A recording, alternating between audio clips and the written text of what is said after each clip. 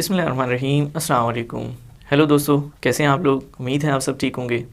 मैं आज एक नई वीडियो में आपके सामने हाजिर हुआ हूँ एक नए टॉपिक के साथ, जिसमें हमने डिस्कस करना है new grading system.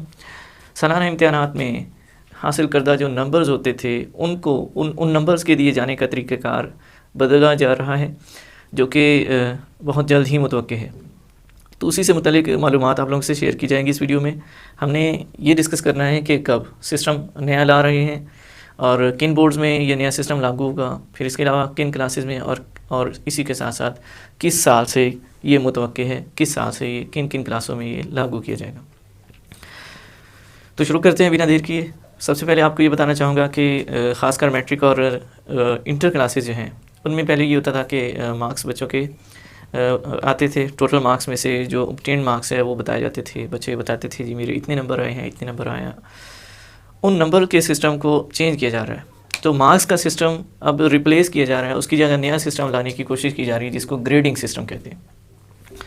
Grading system में थोड़ी बेहतरी के चांसेस हैं मार्क्स सिस्टम की निस्बत, यानी नंबरों की बजाय ग्रेड्स का जो सिस्टम लागू किया जा रहा है इसमें थोड़ी बेहतरी के चांसेस हैं।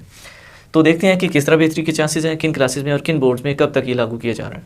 पहली बात, पंजाब के सभी बोर्ड्स और साथ ही साथ प्रोविंस सिंध के सारे बोर्ड्स जो हैं, इनमें 2024 से ये ग्रेडिंग सिस्टम लाने का फ़ैसला किया गया है।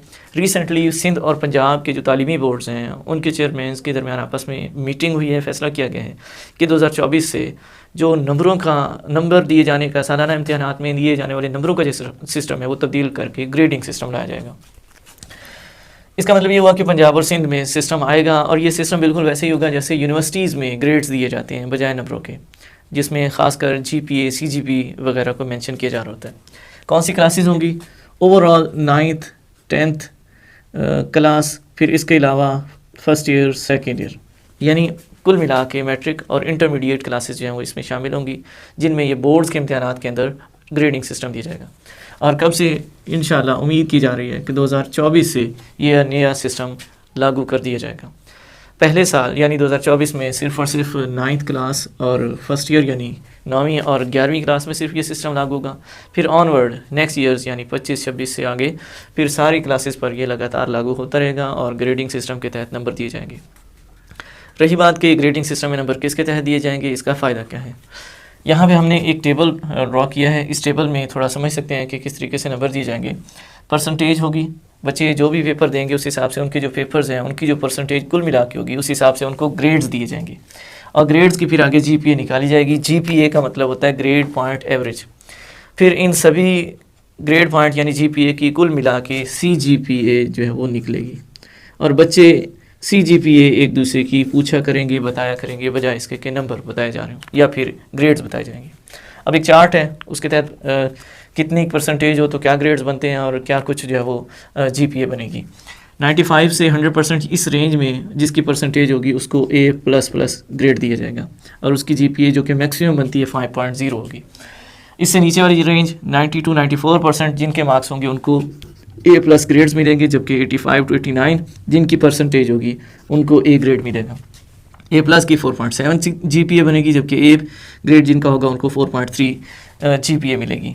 80 to 84 में B++ होगा, जबकि 75 to 79 B+ और इसी तरह 70 to 74% में B ग्रेड दिया जाएगा।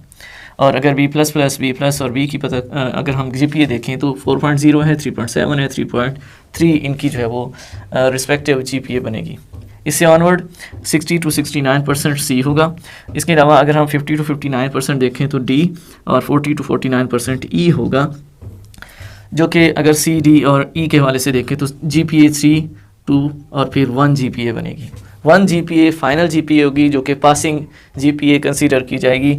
यानी परसेंटेज के हवाले से देखें, ग्रेड्स के हवाले से देखें तो परसेंटेज बनती है 40 to 49% और जो ग्रेड्स बनेंगे वो E बनेंगे, जबकि GPA जो 1.0 बनेगी। यानी ओवरऑल हम कह सकते हैं कि 1 GPA होगी। इससे नीचे जिसकी भी परसेंटेज होगी बिलो यानी 40 से नीचे यानी 39 की बात की जा रही है तो वो ग्रेड बनेगा F और वो बिलो 1 GPA होगी। ऐसे स्टूडेंट्स अल्लाह ना करे जिनकी परसेंटेज 40 से नीचे आएगी यानी 39 भी होगी तो वो फेल कंसीडर किए जाएंगे, उनको F ग्रेड मिलेगा, उनको कोई GPA अलाउ नहीं की जाएगी। उनको कोई GPA नहीं दी जाएगी। इसका मतलब ये है कि अब परसेंटेज जो पासिंग परसेंटेज है, जो पासिंग मार्क्स ओवरऑल हम कह सकते हैं, वो बढ़ा दिए गए हैं। पहले 33 वाला पासिंग होता था, पास तस्लीम किया जाता था, उसको पास कंसीडर किया जाता था। अब 33 से बढ़ा के 40% पासिंग परसेंटेज होगी और उस हवाले से फिर GPA भी उसकी काउंट होगी, उसी हवाले से उसके ग्रेड्स भी होंगे। तो E ग्रेड्स तक पास होगा, उससे नीचे जो है वो फेल माना जाएगा, उसको दोबारा पेपर देने होंगे। ये ग्रेडिंग सिस्टम है जिसमें GPA ग्रेड्स वगैरह परसेंटेज के हिसाब से दिए जाएंगे। अब आखिरी बात कि इसका फ़ायदा क्या होगा। फ़ायदा बिल्कुल सिंपल सी बात है, जैसे अब परसेंटेज है, एक रेंज है परसेंटेजेस की, उस हवाले से ग्रेड्स भी दिए जाएंगे, उस हवाले से GPA भी दी जाएगी। अब 95 to 100% एक रेंज है, इस रेंज में वो सारे स्टूडेंट्स आ जाएंगे जो इस रेंज की परसेंटेज रखते थे, और उस हवाले से उनको ग्रेड्स भी मिलेंगे, उस हवाले से उनको GPA भी मिलेगा। पहले जब मेरिट बनता था, या अब भी इस साल भी जो बना, तो इसमें क्या हुआ कि बच्चे बहुत सारे ऐसे भी सफ़र कर रहे थे मेरिट में, स्कॉलरशिप के मेरिट में या एडमिशन के मेरिट में, कि जिन बेचारों का एक नंबर भी कम होता है तो वो मेरिट में नहीं पूरा उतर रहे होते। फ़र्ज़ करें 1100 में से 1055 का 11.5 में से 1000, जिसके मतलब हम ये कह सकते हैं कि 1100 नंबर हैं, और 1095 नंबर वाले का एडमिशन हो जाता है, लेकिन 1094 वाला बेचारा जो वो रह जाता है मेरिट से। इसी तरह 1090 किसी के हैं तो 89 वाला जो है वो रह जाता है। तो वो बच्चे जो 1 2 4 5 8 10 नंबर के फ़र्क से रह जाते थे, इस सिस्टम में एक तो उनके लिए फ़ायदा होगा कि उनका जो मेरिट है वो दूसरों के साथ साथ रहेगा एक रेंज में, क्योंकि वो आ रहे होंगे, और उस हवाले से फिर उनके लिए आसानी भी होगी कि वो नेक्स्ट एडमिशन में आसानी से किसी भी जगह एडमिशन ले सकते हैं, स्कॉलरशिप के हवाले से किसी भी जगह आसानी से स्कॉलरशिप भी ले सकते हैं, और उसी के साथ साथ जो परसेंटेज के हवाले से है, पासिंग परसेंटेज के हवाले से, उसको भी बेहतर तरीके से इवेलुएट किया जा सकता है। तो उम्मीद की जा रही है कि इस ग्रेडिंग सिस्टम में बेहतरी आएगी, बेहतरी देखी जाएगी इसके तहत। बाकी उम्मीद पर दुनिया कायम है, देखते हैं क्या कुछ इसकी वजह से पॉजिटिव चेंजेस आती हैं। देखने में तो यही आ रहा है कि जी पॉजिटिव इम्पैक्ट इसका बढ़ेगा, और ख़ासकर स्टूडेंट्स के लिए इसका फ़ायदा होगा। बाकी जो भी हुआ उस हिसाब से जो वो तालीमी सरगर्मियों पर किसी भी किस्म का अगर फ़र्क पड़ेगा तो बोर्ड्स इन पर नज़र रखते हुए इनको देखते रहेंगे। अगर कोई किसी किस्म की गड़बड़ हुई तो इसको चेंज भी किया जा सकता है। तो ये सारी तब्दीलियाँ थी जो ग्रेड्स के हवाले से थी, ग्रेडिंग सिस्टम के हवाले से थी। सालाना इम्तिहानात में हासिल करदा जो ग्रेड्स हैं वो किस तरीके से दिए जाएंगे, किन क्लासेस में दिए जाएंगे, इस हवाले से हमने इन चीज़ों को डिस्कस किया। उम्मीद है कि सारी चीज़ें आपको सही समझ आई होंगी।